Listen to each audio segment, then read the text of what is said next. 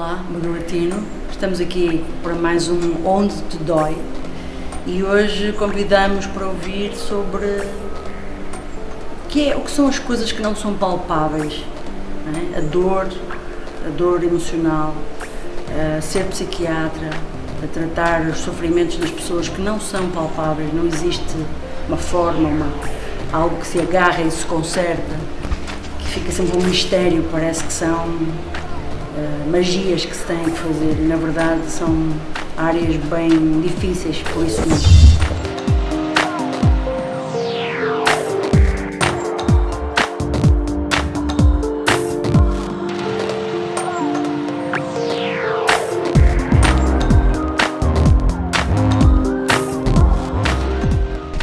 Estamos aqui com Ercília Oliveira, olá. Olá. E com Ana Ribeiro, Ercília Oliveira, psiquiatra, Ana Ribeiro, fonoaudióloga, Ana Santos, professora de atividade física, de educação física. E eu passava a palavra aqui para a Ercília, que é uma profissional de ouvir, mas que eu vou pedir para ela hoje para deixar esse instrumento maravilhoso para responder isto mesmo. Como é que se trabalha uma coisa que não é palpável?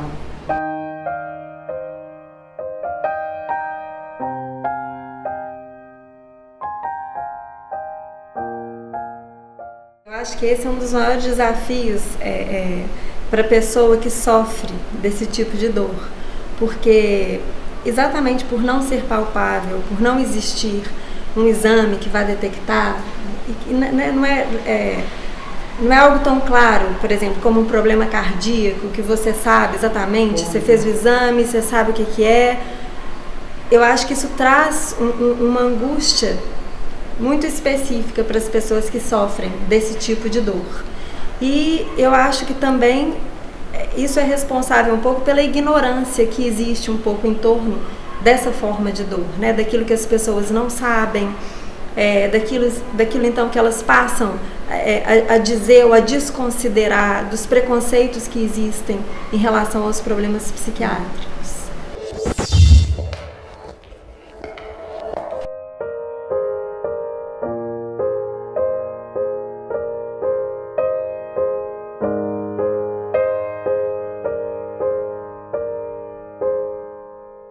Uma coisa que me chama muita atenção é que, como na minha área as minhas coisas também não são muito concretas, você não sabe quanto de impotência sente uma pessoa que fala errado um fonema.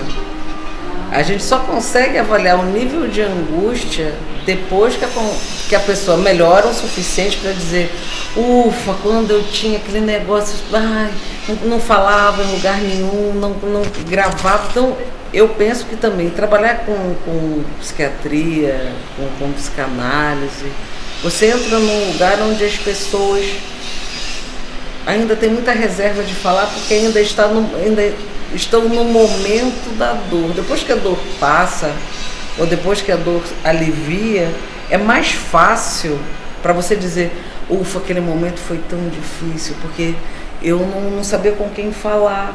E que é talvez a pergunta de $1 milhão. As pessoas não sabem mais com quem falar. Vou fazer uma outra provocação às duas. Aguentar. O ser humano parece que temos que aprender a aguentar. E nomeadamente para procurar um psiquiatra ou uma fono, já que as questões que a Ana fala é como se fosse um iceberg, né? A pessoa que não diz bem uma letra, não diz bem uma sílaba, não tem um lado mais defeituoso e ninguém repara, mas ela sabe, esta mão é feia, tudo a pessoa esconde, aguenta. Como é que lidam com pessoas que aguentam? Falando, né, um pouco do aguentar. Sim. E ainda pegando um gancho do que a Ana disse antes, eu acho que no caso da psiquiatria, o mais difícil é chegar a entender que você pode falar sobre a sua dor. Exatamente por causa dos preconceitos que existem, porque não se sabe que aquilo pode ser tratado. Muitas vezes a pessoa acha que no caso da depressão, por exemplo, a gente escuta, não, isso é falta de força de vontade, você tem que conseguir, você tem que tentar. Então eu acho que a pessoa vai se vendo obrigada a aguentar aquele sofrimento sem se dar conta de que ela pode ser ajudada.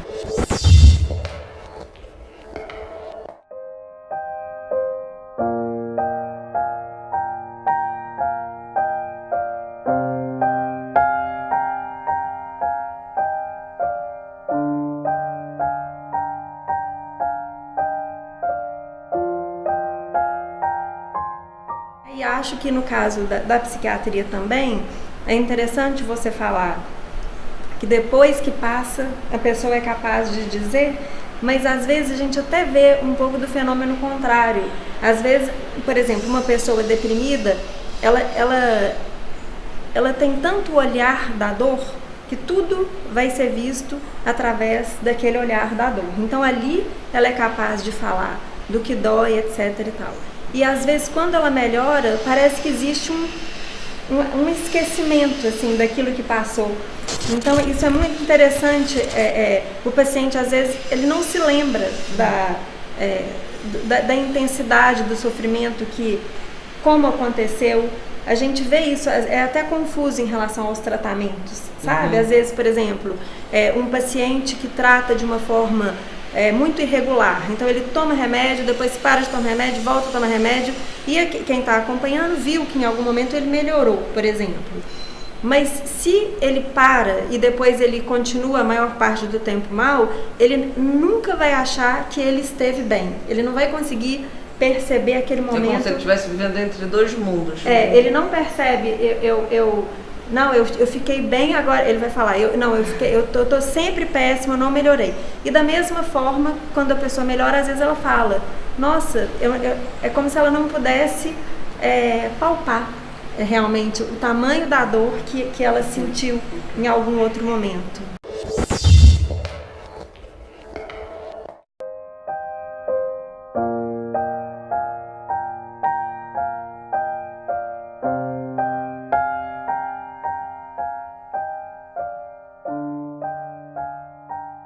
Eu trabalho com um índice de dor interna enorme muitas vezes. Eu tive um paciente que sofreu um acidente de carro, aí teve uma lesão no nervo facial. E assim que ele saiu do hospital, foi comer pizza com a noiva. E a noiva, no meio do jantar, ela terminou o noivado, pegou a aliança, botou em cima da mesa, eu não suporto isso, eu não aguento isso mais, eu não sou capaz de aguentar isso. E ele ficou um pouco sem entender nada do que aconteceu. E continuou, baixou a cabeça para continuar comendo a pizza e viu, tá pingando ketchup. E não era, é que ele não, como a inervação estava ruim, ele estava anestesiado e ele estava comendo a boca ao invés de comer a pizza, e a noiva dele surtou por causa disso, porque ele estava se comendo, né?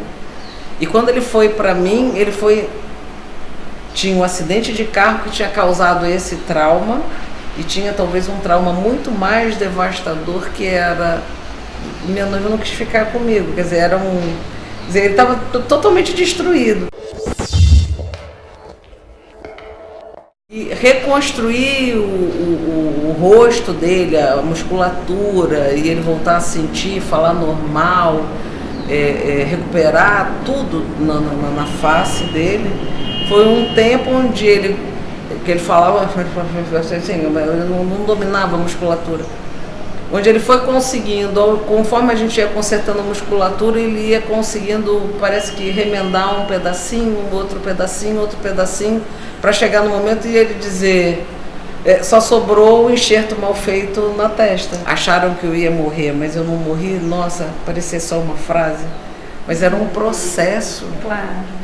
Que é o que eu acho mais bonito, entendeu? Quando você trabalha com uma coisa simbólica, as palavras podem dizer muitas coisas, né?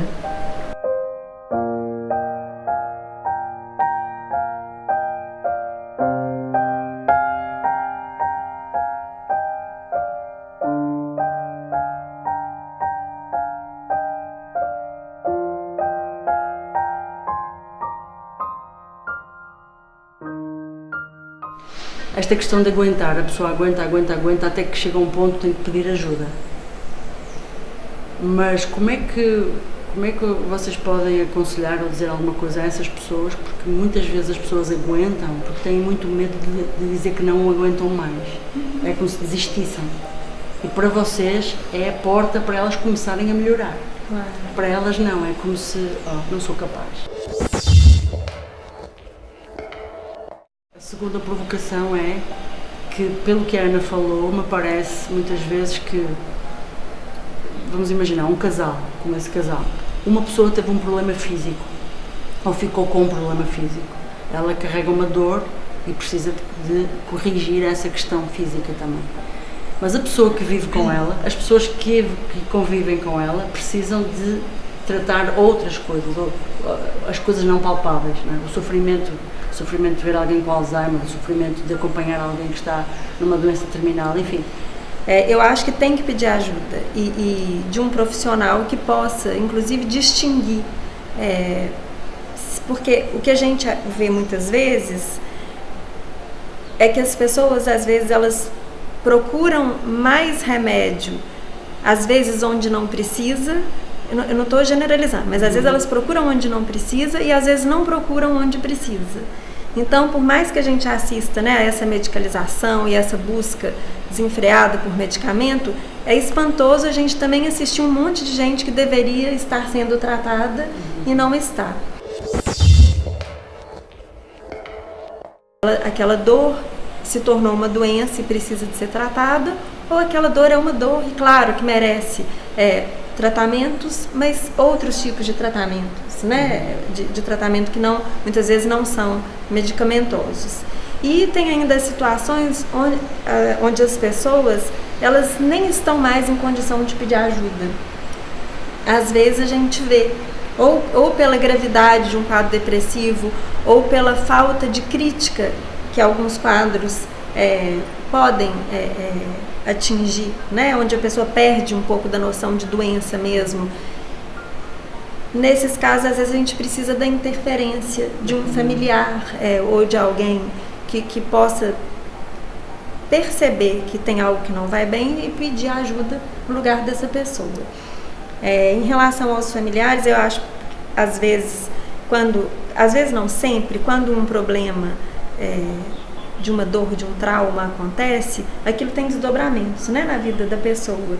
Então vai comprometer várias coisas e entre elas o relacionamento interpessoal. A gente vê os familiares falando que não aguentam mais.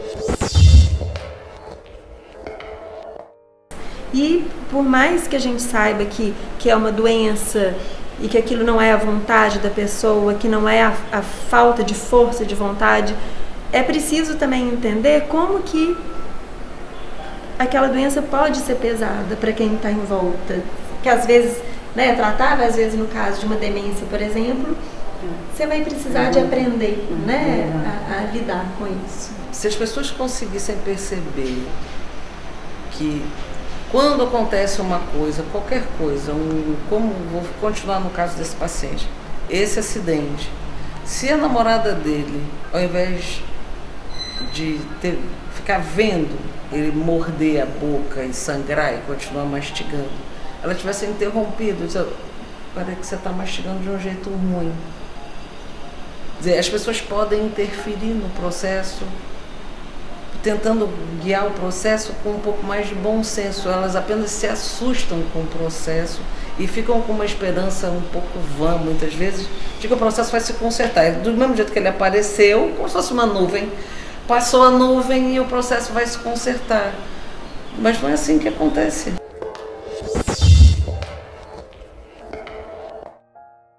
Se você está vendo uma pessoa que está muito triste, eternamente triste, eu vou invadir um pouco a sua área, você não pode esperar que aquela tristeza passe sozinha sem que você participe daquilo de alguma forma. E não é dizendo, vamos lá, Ercília, se anima, vamos para a vida é boa, olha, o sol nasce todos os dias. Isso muitas pessoas falaram e você está vendo que não é capaz de impulsionar. Então, é um pouco você dizer, você não vai dizer a mesma coisa que 1 milhão de pessoas disseram, mas impulsionar significa muitas coisas. Se 1000 pessoas deram o mesmo impulso e aquilo não saiu do lugar, é porque não é aquele impulso que empurra. O que é que você pode fazer?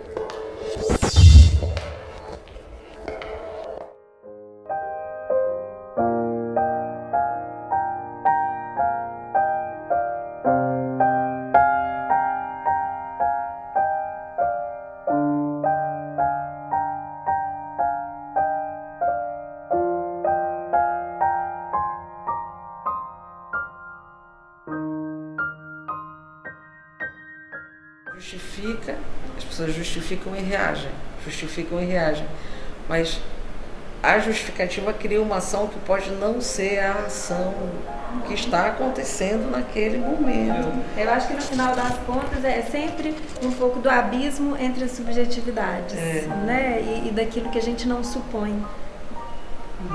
Do que se passa. Eu ia deixar uma última. Estamos a acabar, agora que está a ficar bom. Vamos acabar. Eu vou deixar uma última pergunta. Imaginando que a resolução de um problema, de todos os problemas que nos surgem nas pessoas, a resolução é a construção de um puzzle. Qual é a primeira peça que vocês pegam, tratam? Eu já sei um pouco, mas queria que dessem uma certa organização para que as pessoas entendessem também como agir. Não sei se estou a ser clara. Eu vou fazer o puzzle, coloco primeiro a pessoa que veio me procurar, mas estou atenta que há ali um familiar que também precisa de acompanhamento, posso também dirigi-lo para uma fonoaudióloga, às vezes não sei se isto profissionalmente muita gente faz, alguns médicos fazem, ajudar a arrumar a casa, ajudar a fazer o puzzle, porque às vezes pegamos só na peça do puzzle principal, mas o resto está tão desorganizado. Eu volto a respostas que eu já dei anteriormente. Eu acho que, em primeiro lugar, para a gente poder montar melhor esse quebra-cabeça, é ouvir e ter um entendimento, né? Não só daquele problema mais objetivo que está acontecendo, mas do contexto onde aquele problema se dá, como que é a realidade familiar, porque não adianta nada eu, por exemplo, fazer um diagnóstico sem levar em conta as possibilidades de todas as formas, né, que aquela pessoa e família vão ter, porque isso muda imensamente. Então eu acho que para montar esse quebra-cabeça precisa de se considerar todas essas variáveis. Respondi? Eu lembrei-me agora de outra imagem, é como se estivéssemos a encher um copo com água, mas ele está furado e a gente acha que só tem um furo, mas tem vários, não é? Exatamente, então entender. Aí, onde que é, e às vezes, por exemplo, o tratamento de uma pessoa às vezes é uma questão tão ampla, né? E se, pensando na minha profissão, se a gente pensar no tratamento unicamente sob a forma de medicação, isso é tão pobre, é tão pouco. Então eu acho que a medicação é um acompanhamento terapêutico, psicoterápico ou analítico, e outras várias formas de tratamento, vários recursos que são tratamentos.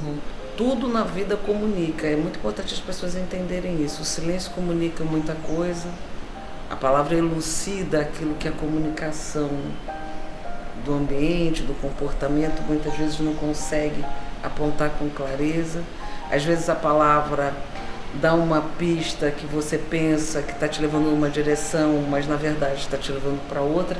Então, o trabalho de quem trabalha com coisas subjetivas é um trabalho de detetive. Então, a gente ouve muita coisa, tenta entender do movimento familiar, do movimento da pessoa diante da família, porque a família sozinha quer dizer uma coisa, a pessoa inserida naquela família quer dizer uma outra coisa, e a partir daí você tenta criar inter-relações, interconexões.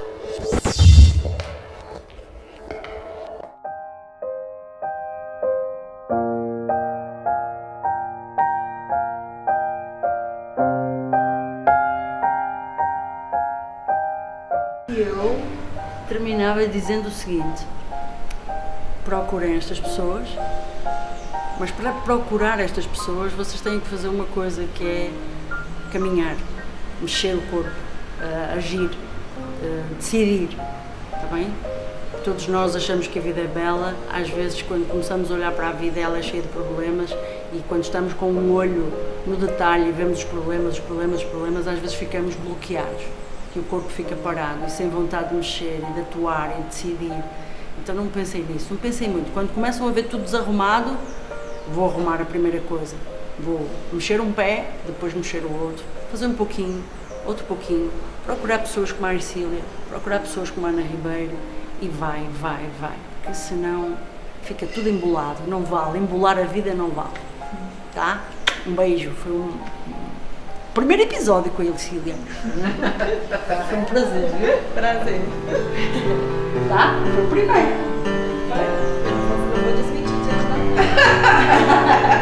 Deixa, eu vou buscar o papel aqui. Não, faço, a gente levantou o